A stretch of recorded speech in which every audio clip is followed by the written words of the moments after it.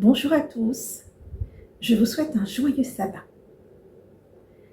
Aujourd'hui, nous allons nous pencher sur une habitude de chaque semaine. Aller à l'église.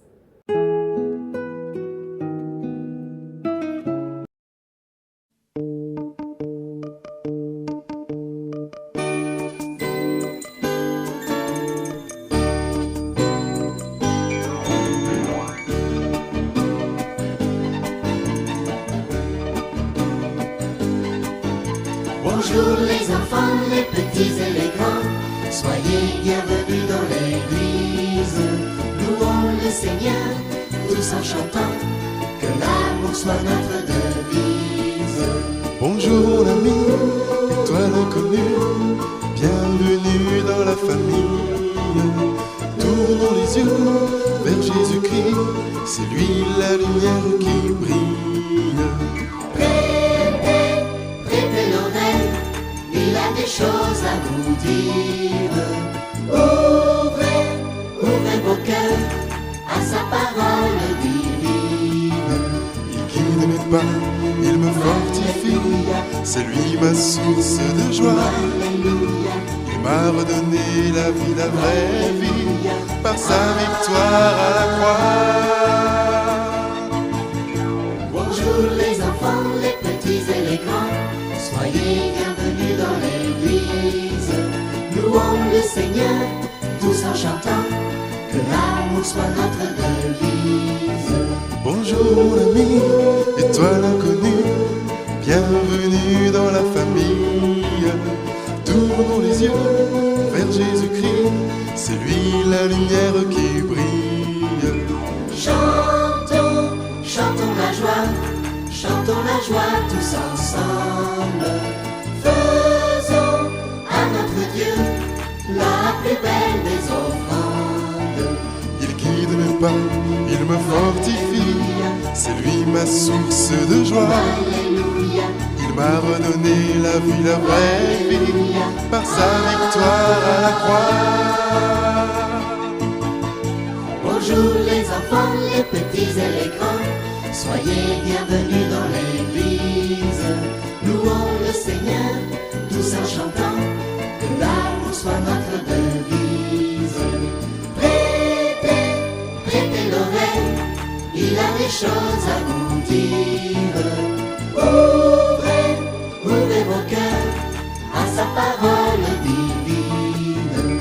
Il guide mes pas, il me fortifie, c'est lui ma source de joie.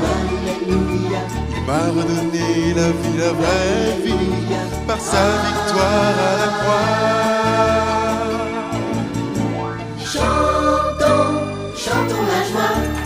chantons la joie tous ensemble.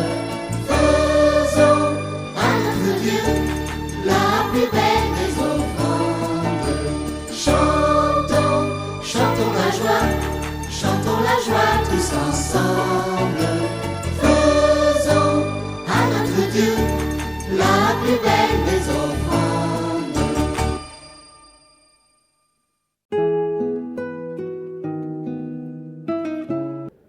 Vous allez à l'église avec vos parents tous les samedis, n'est-ce pas? Peut-être que, pour une fois, vous aimeriez aller jouer avec vos copains, plutôt que d'aller à l'église.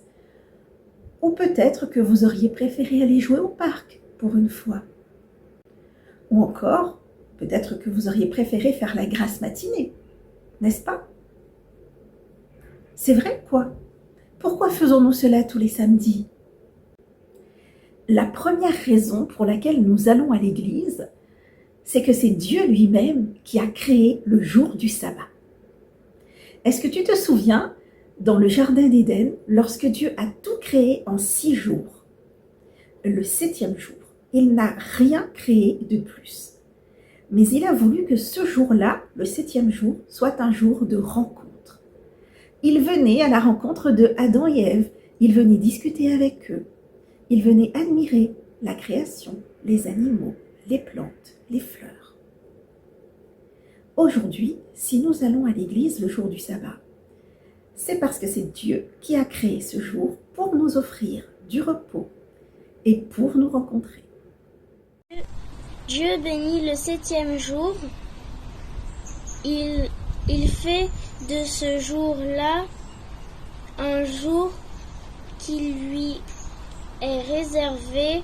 En effet, ce jour-là, Dieu s'est reposé de tout son travail de créateur. Genèse 2, verset 3. La deuxième raison pour laquelle nous allons à l'église, c'est tout simplement pour obéir aux commandements de Dieu. Est-ce que tu te souviens des 10 commandements que Dieu a donnés à Moïse sur le mont Sinaï? Eh bien, dans ces 10 commandements, le 4e nous dit ceci. Souviens-toi du jour du repos pour le sanctifier. Tu travailleras 6 jours et tu feras tout ton ouvrage. Mais le 7e jour est le jour de l'Éternel, ton Dieu. Tu ne feras aucun ouvrage, ni toi, ni ton fils, ni ta fille, ni ton serviteur, ni ta servante, ni ton bétail, ni l'étranger qui est dans tes portes. Car en 6 jours l'Éternel a fait le ciel, la terre et la mer, et tout ce qui est contenu. Et il s'est reposé le 7e jour. C'est pourquoi l'Éternel a béni le jour du repos et l'a sanctifié. Tu vois, respecter le jour du repos en allant à l'église, c'est tout simplement faire ce que Dieu nous commande. Nous avons 6 jours pour faire tout ce que nous voulons, mais le 7e jour est un jour spécial. Dieu veut qu'il soit vraiment un jour différent des autres. La 3e raison, c'est une raison sociale. Nous avons besoin de vivre les uns avec les autres. C'est tellement triste de faire le sabbat tout seul chez soi. C'est tellement plus intéressant de rencontrer des gens, de discuter avec eux, de partager nos expériences. Est-ce que tu te souviens de ce que Jésus faisait lorsqu'il était ici sur la terre? Jésus aussi avait l'habitude d'aller à la synagogue. Qu'est-ce que c'est la synagogue? Eh bien, c'était l'endroit où les Juifs de l'époque se rencontraient, se retrouvaient pour passer du temps ensemble et pour rencontrer Dieu. Un peu comme notre Église d'aujourd'hui. Jésus ne voulait pas rater cette occasion de rencontrer les gens, de discuter avec eux et de partager la bonne nouvelle de son Père. Alors tu vois, Jésus allait à l'église comme nous. C'est important de continuer aussi à le faire, car nous avons besoin de vivre notre foi tous ensemble dans un même endroit. Et quoi de mieux qu'une église? La 4e raison, nous allons à l'église pour louer Dieu, pour lui apporter une offrande de reconnaissance. Est-ce que tu te souviens du roi David, celui qui a écrit tant de psaumes? Eh bien, écoute ce qu'il nous dit dans l'un de ces psaumes. Je te célèbre de tout mon cœur, je chante tes louanges en la présence de Dieu, je me prosterne dans ton saint temple et je célèbre ton nom à cause de ta bonté et de ta fidélité, car ta renommée s'est accrue par l'accomplissement de tes promesses. Psaume 138, versets 1 à 2. Nous allons à l'église pour louer Dieu de tout notre cœur. C'est pourquoi nous chantons, nous prions et nous faisons de ce jour de sabbat un jour de fête, un jour de joie.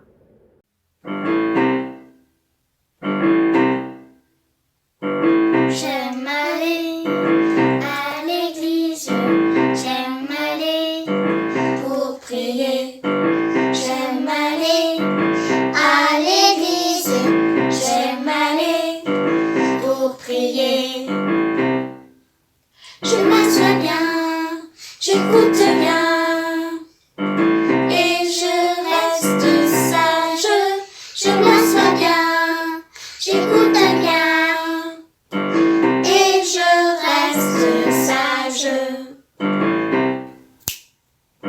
J'aime aller à l'église pour tous peuvent prier. J'aime aller à l'église pour mieux connaître Dieu. J'aime aller à l'église où tous peuvent prier. J'aime aller à l'église pour mieux connaître Dieu.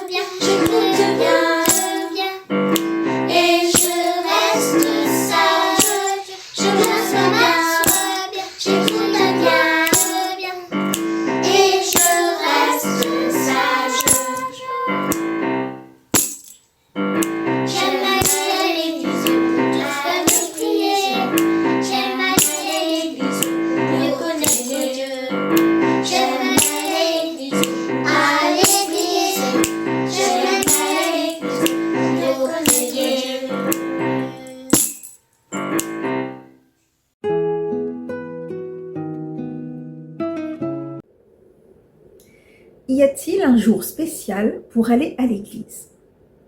C'est une très bonne question que je vous pose, les enfants. Nous avons l'habitude d'y aller tous les samedis. Mais pourquoi pas le dimanche? Il y a beaucoup de chrétiens qui vont à l'église le dimanche. Pourquoi pas le dimanche? Il se rendit à Nazareth, où il avait été élevé, et selon sa coutume, il entra dans la synagogue le jour du sabbat. Il se leva pour faire la lecture. Luc 4, verset 16. Écoutez bien, le samedi correspond au sabbat de la Bible. Quand Dieu parle du 7e jour, du jour du repos, il s'agit du dernier jour de la semaine. Autrefois, la semaine s'écoulait ainsi: dimanche, lundi, mardi, mercredi, jeudi, vendredi, samedi. Aujourd'hui, dans notre organisation de travail et à l'école, on a l'impression que le lundi est le premier jour de la semaine. Mais non, le premier jour de la semaine, c'est le dimanche. Le samedi est donc le dernier jour de la semaine, le jour que la Bible appelle le jour du repos ou le sabbat. Le dimanche correspond donc au premier jour de la semaine. Et si beaucoup de chrétiens vont à l'église le dimanche, c'est parce qu'ils ont eux-mêmes choisi délibérément de changer de jour. Ils ont choisi de faire comme cela leur plaît, comme cela les arrange. Ils disent « Jésus est ressuscité le dimanche, alors nous préférons aller à l'église le dimanche. » Ils ont le droit de le faire, c'est vrai. Personne ne les en empêche. Mais vous êtes d'accord avec moi, les enfants. Ce n'est pas ce que Dieu nous demande dans sa parole. Et ce n'est pas non plus le jour de repos de la Bible. Peut-être que ton église met en place d'autres activités pendant la semaine. Par exemple, des réunions de prière, des soirées de louanges, des semaines de conférences ou des réunions de jeunesse. Tout cela peut se faire tous les autres jours de la semaine, bien sûr, et tu peux y participer. Mais cela ne remplace pas la célébration du sabbat. Cela ne doit pas t'empêcher de participer au jour du sabbat. Nous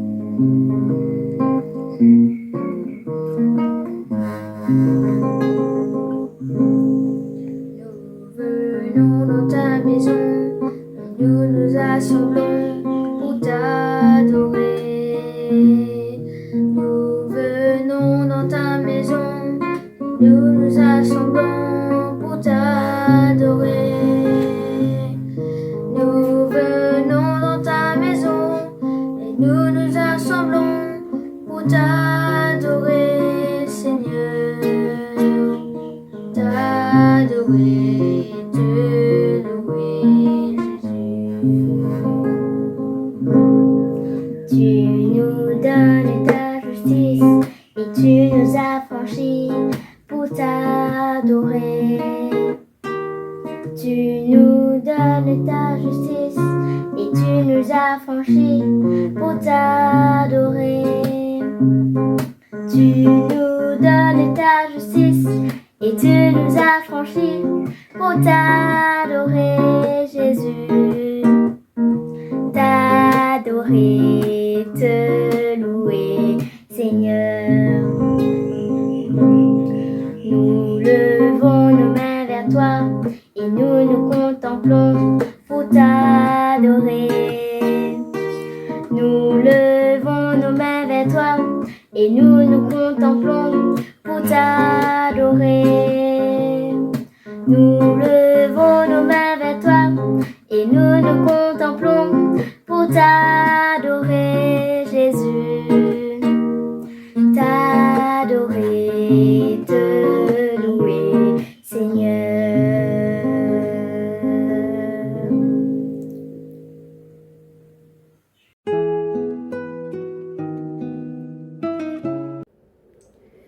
Comment te présentes-tu à l'église le jour du sabbat? Est-ce que tu prends le temps de te préparer ou non? Est-ce que tu as envie d'arriver à l'heure ou pas? Qu'est-ce que tu fais quand tu pars à l'école? Tu te prépares, bien sûr. Tu fais tes devoirs, tu ranges ton sac, tu prépares tes habits et tu fais tout pour arriver à l'heure en classe. Alors pourquoi ne ferais-tu pas la même chose pour aller à l'église?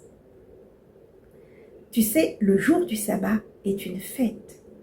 Tu peux mettre tes plus beaux habits et prendre soin de ton apparence. Le jour du sabbat est aussi un rendez-vous très spécial avec Dieu.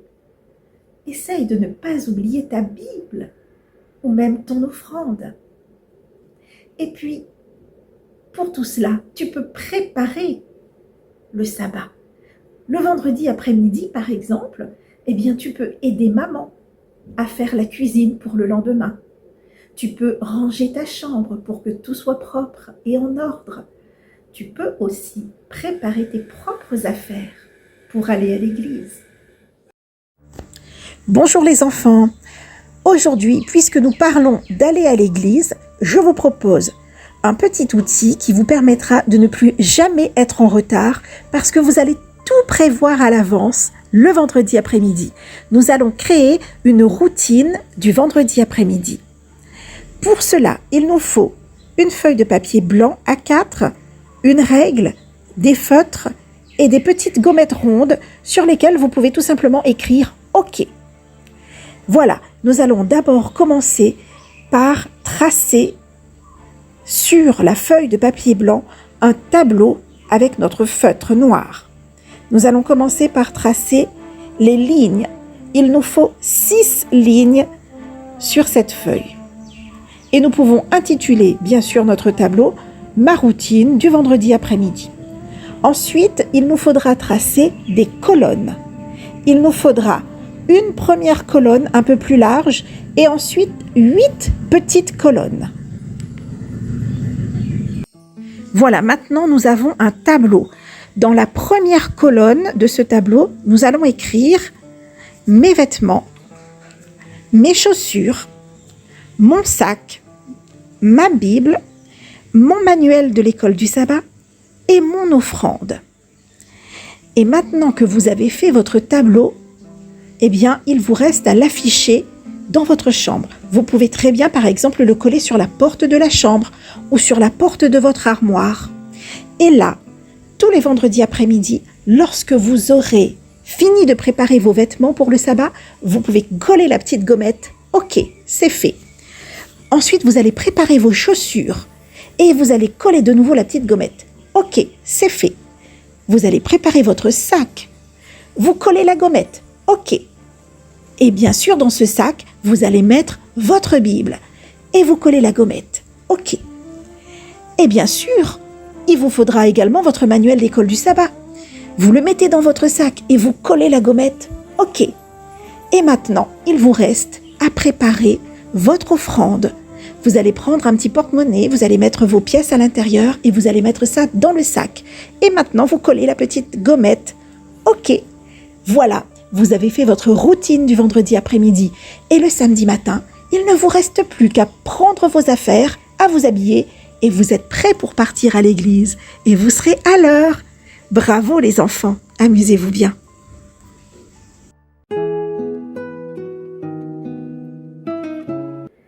Sais-tu qu'autrefois les chrétiens n'avaient pas le droit de se réunir pour louer Dieu? Ils n'avaient pas le droit d'avoir une église ou même de se rassembler. Ils le faisaient quand même, mais ils se cachaient. Ils se rassemblaient la nuit, dans des grottes ou dans des souterrains, parce qu'ils avaient peur qu'on les arrête et qu'on les mette en prison, ou pire encore. À cette époque-là, on les pourchassait, on les arrêtait, on les persécutait. Beaucoup de gens, beaucoup de chrétiens à cette époque-là sont morts parce qu'ils croyaient en Jésus. Tout cela se passait il y a très très très longtemps, au temps de l'Empire romain, jusqu'au IIIe siècle après Jésus-Christ. Et puis, un empereur romain, l'empereur Constantin, est devenu lui-même chrétien. C'est alors que les persécutions se sont arrêtées et que les chrétiens ont eu le droit de pratiquer leur foi. Ils ont commencé alors à construire des églises partout. Et si je te disais qu'il y a encore aujourd'hui beaucoup de chrétiens qui sont persécutés, est-ce que tu me crois? Tout cela se passait sous l'Empire romain, n'est-ce pas? Il y a bien longtemps que tout cela est terminé. Les chrétiens sont-ils encore persécutés aujourd'hui? Eh bien, dans notre pays, nous sommes libres d'aller à l'église. Cela s'appelle la liberté religieuse. C'est un droit fondamental de chaque être humain. Et cela est inscrit dans les droits de l'homme. Mais beaucoup de pays ne respectent pas vraiment ce droit. Alors il y a beaucoup de chrétiens qui se cachent encore pour adorer Dieu. Certains sont isolés les uns des autres et ne peuvent pas se rassembler. Dans certains pays, on risque d'aller en prison si on est chrétien. Dans d'autres pays, on n'a même pas le droit de devenir chrétien. Nous avons beaucoup de chance de vivre dans un pays qui respecte notre droit de croire en Dieu et d'aller à l'église. Es-tu bien conscient de ce privilège lorsque tu te rends à l'église avec tes parents? Sois reconnaissant pour cette liberté.